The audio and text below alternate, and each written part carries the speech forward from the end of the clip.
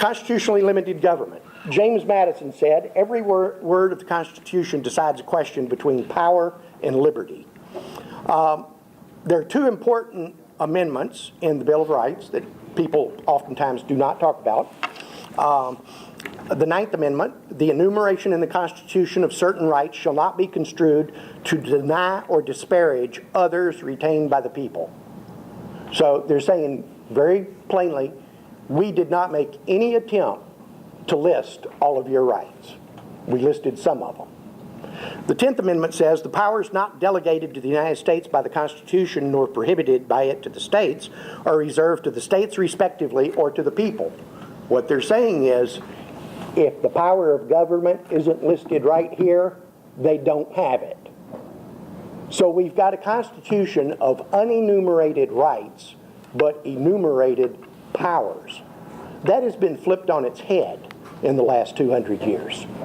Today, our government can virtually do anything it wants to do, and people, every single year, there are more laws passed, more regulations passed on us and on our property that, you know, I heard a guy I used to work with say the country started out to be a sea of liberty with islands of restrictions. And what today we have is islands of freedom in a sea of restrictions. That has to be undone. And it's not going to be easy to do. Who performs the role of sovereign? This is something that's kind of interesting. Harry Truman never went to college.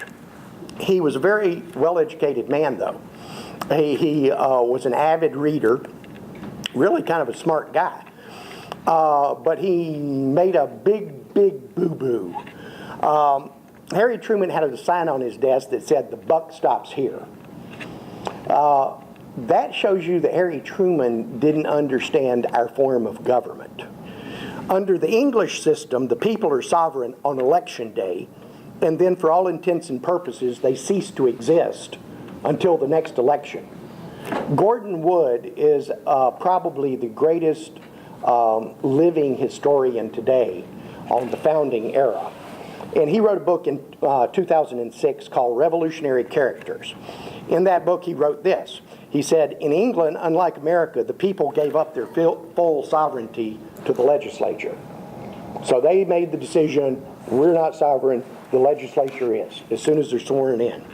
John Taylor, who Park mentioned earlier, not me, John Taylor of Caroline, wrote the following. Now, John Taylor was a contemporary of Madison and Jefferson.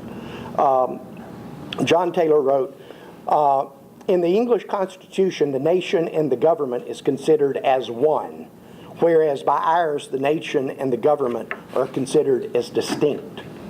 So the government cannot make the claim that anything we do is for the benefit of the people, because the government and the people are not the same thing under our system of government. John Taylor also wrote, all our governments are limited agencies of the people, and the electoral process that created them did not eclipse the continued existence of the sovereign people. So ultimately, the buck stops with us, and that in itself is a double-edged sword, because ultimately the problems we have in this country today comes down to being our responsibility. Either we or previous generations let it happen, and it's not going to be people in elected office that provide the solutions. It's going to be us telling the people in elected office what their agenda is.